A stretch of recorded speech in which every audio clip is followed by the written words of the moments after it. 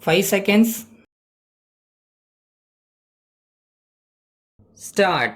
Friends, I have great pleasure in inaugurating this lawyers conference in this very ancient city. Being myself a lawyer, my happiness is all the more greater to meet some old faces and also young people engaged in this very noble profession. Many of you may not be quite aware of the freedom movement of the country and the great part played by lawyers. If you turn the pages of our history, you will certainly be very happy to know and also feel proud about it that it was left to brilliant lawyers from various parts of the country to lead and guide the freedom struggle.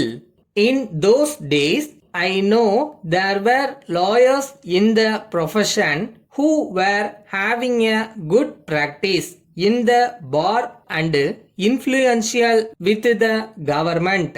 They never hesitated to leave their profession and also lose huge sums of money which they were earning to join the freedom movement at the call of the father of the nation. After winning freedom for the country, many efficient members of the profession entered the legislatures and the Constituent Assembly.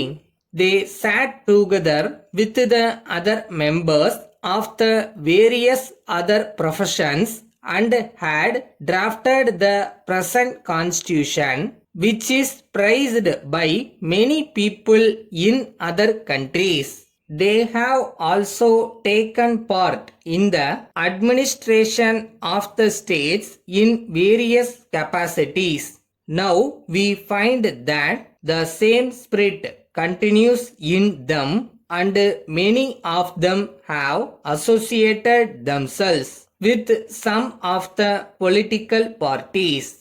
I hope the parties concerned in general and the country as a whole will stand to gain by their valuable advice in all matters relating to administration. Their knowledge about law will, I am sure, greatly help in drafting many a good piece of legislation meant for the benefit of the people at large. Now, coming to their profession as such, being a senior lawyer with some experience in the field, I have a desire to share a few thoughts with you. I do not propose to advise you because I know as lawyers you are capable of understanding things well and acting as per your discretion.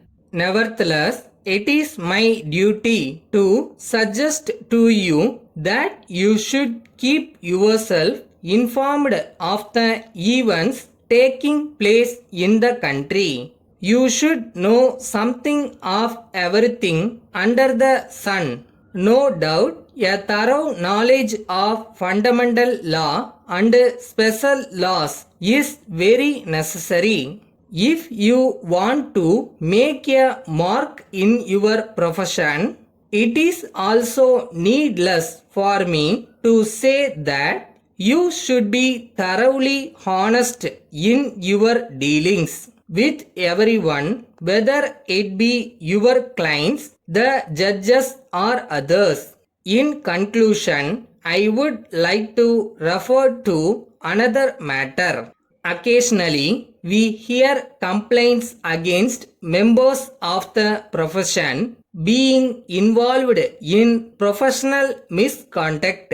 It pains me to a great extent. I know that most of the complaints may be untrue or partially true. Nevertheless, you should guard yourself against even a suspension and be good examples of honesty and integrity. Thank you. Letter dated 25th November 1988 from Krishna Engineering Works, Pallavaram to the General Manager, Bharat Heavy Electricals, Tiruchirappalli.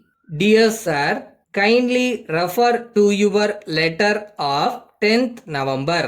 As the undersigned had been out of station for a fortnight in connection with a business tour in the north, there has been this delay in sending you a reply.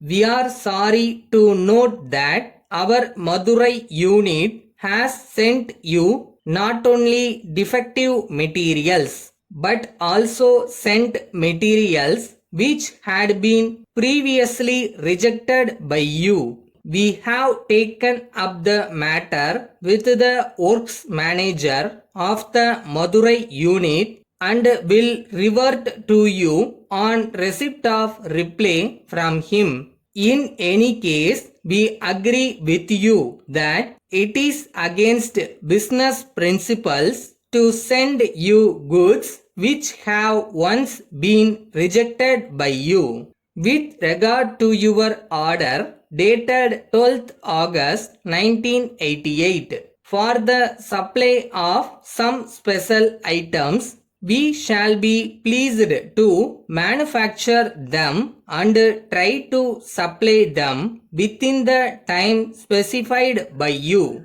Of course, these are special items which require greater care and superior quality of raw materials. We assure you of our prompt and efficient service. Yours faithfully.